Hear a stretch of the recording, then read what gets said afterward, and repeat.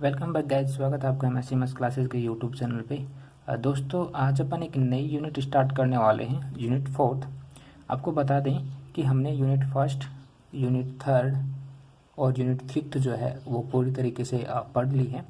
As a revision आप उन क्लासों को देख सकते हैं। आज अपन यूनिट फोर्थ स्टार्ट करने वाले हैं। देखिए, एडवांस न्यूमेरिकल एनालिसिस में यूनिट फोर्थ जो है वैसे तो बेसिक यूनिट के अंतर्गत आती है, लेकिन इसमें क्या है कि आपको कैलकुलेटर की बहुत ज़्यादा ज़रूरत पड़ती है। ओके। दूसरी चीज़ ये है प्यारे बच्चों कि इसमें रिपीटिशन जो है वो बहुत कम होता है।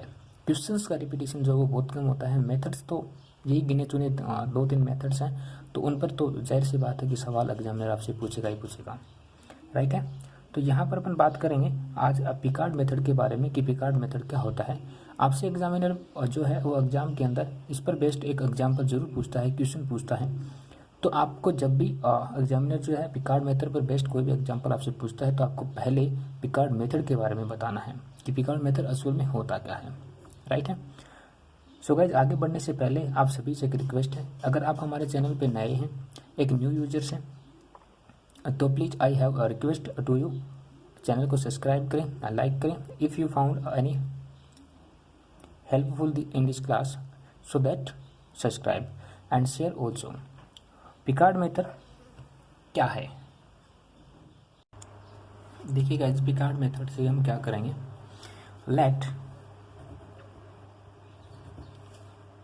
ए first order differential equation,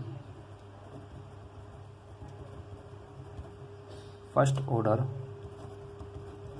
differential equation is dy by dx equal to f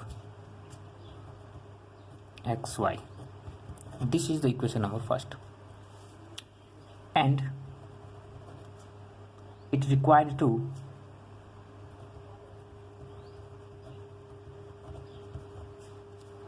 subject to the initial condition,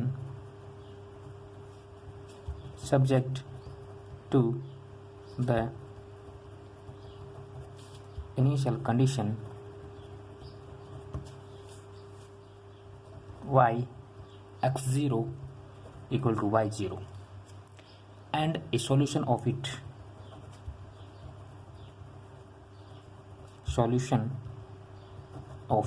solution क्या मिलेगा हमें, y equal to y0 plus limit of x0 to x f(xy) dx. This is the equation number 2. Focus on equation number 2. Simple सा फंडा है। हमने क्या माना, एक फर्स्ट ऑर्डर इक्वेशन मानी dy by dx equal to f x y. dy by upon dx equal to f x y को एक सब्जेक्ट की रिक्वायर्ड होगी और उसकी कुछ इनिशियल कंडीशंस होंगी। y x0 equal to y0, कोई भी कंडीशन हो सकती है। हमने यहाँ पर y x0 equal to y0 माना। जब हमें इनिशियल कंडीशंस की वैल्यूज पता होगी उस टाइम पर हमें एक सॉल्यूशन मिलेगा। वो सॉल्यूशन क्या होगा, y equal to y0 plus x0 से x, और ये लिमिट्स की वैल्यूज है f(xy) dx, यानी इक्वेशन नंबर 2 जो हमें मिलने वाली है। ओके। अब गाइस हम क्या करेंगे, फर्स्ट अप्रोक्सीमेशन देखेंगे। फॉर फर्स्ट अप्रोक्सीमेशन v, यहाँ से आप देखिए फर्स्ट अप्रोक्सीमेशन v रिप्लेस क्या करेंगे, y को, ये जो y है इसको रिप्लेस करेंगे by y0, then we get या ऑब्टेन आप बोल सकते हैं। हमें क्या मिलेगी, इक्वेशन नंबर 2 के अकॉर्डिंग y को y1 equal to y0 plus x0 से x f(xy0) dx। यहाँ पर इसको रिप्लेस करना, हमें इसको रिप्लेस नहीं करना है। जब यहाँ पे अपन फर्स्ट अप्रोक्सीमेशन की बात करेंगे तो 1 आएगा, सेकंड की बात करेंगे तो 2 आएगा, थर्ड की बात करेंगे तो थर्ड आएगा। इस तरीके से अंत, मतलब जितनी बार हम बात करेंगे उतनी बार आता चला जाएगा। यहाँ पर हमें क्या करना है, रिप्लेस करना है इनको। ओके, तो हमारे पास एक इक्वेशन बनती है, इक्वेशन नंबर 3।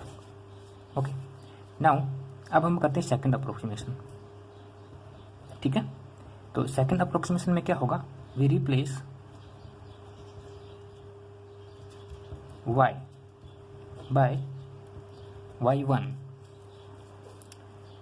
in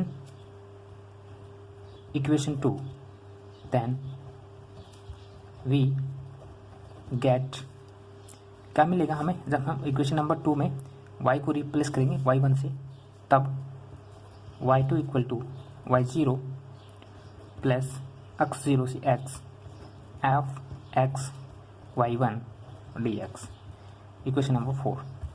ठीक है, अब गाइस जी हम कितनी बार करें, यहाँ पर चलो ठीक है, हमने y को y1 में रिप्लेस कर दिया, फिर y को y2 में भी कर सकते हैं, 3 में भी कर सकते हैं, 4 में भी कर सकते हैं, आखिर कब तक, है ना। प्रोसेस बस यही है, लेकिन हम ये अप्रोक्सीमेशन जो है ये कब तक करें, है ना। तो ये अप्रोक्सीमेट वैल्यू जब तक हमें नहीं मिलेगी तब तक हमें ये प्रोसेस जो है फॉलो करना पड़ेगा। या फिर आपको क्वेश्चन के में गिवन होगा कि आप इसको थर्ड अप्रोक्सीमेशन तक करिए, और 2 अप्रोक्सीमेशन करिए, 4th तक करिए, 6th तक करिए, अकॉर्डिंग टू क्वेश्चन हमें जो गिवन होगा हम उसके अकॉर्डिंग इसको सोल्व करेंगे।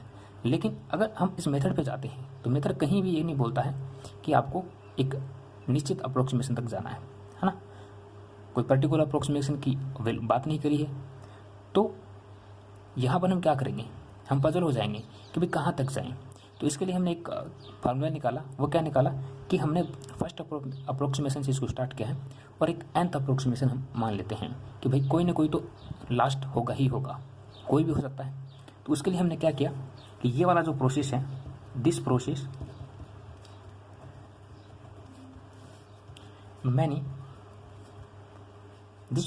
may be many time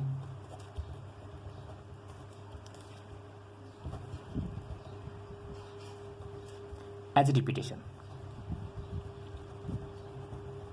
बिल्कुल रिपीटेशन होगा, हमें नहीं पता है। सो देन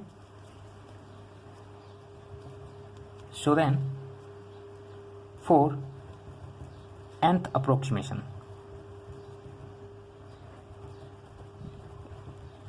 हमें कहीं तो जाना पड़ेगा, एक अप्रोक्सीमेशन जो है उस पर कहीं पर तो जाना ही पड़ेगा, चाहे वो nth हो चाहे कोई भी हो। तो हमने क्या मान लिया, एक nth अप्रोक्सीमेशन माना, और हमारे पास yn equal to y0 plus x0 से x f x yn minus 1 dx, equation number 5।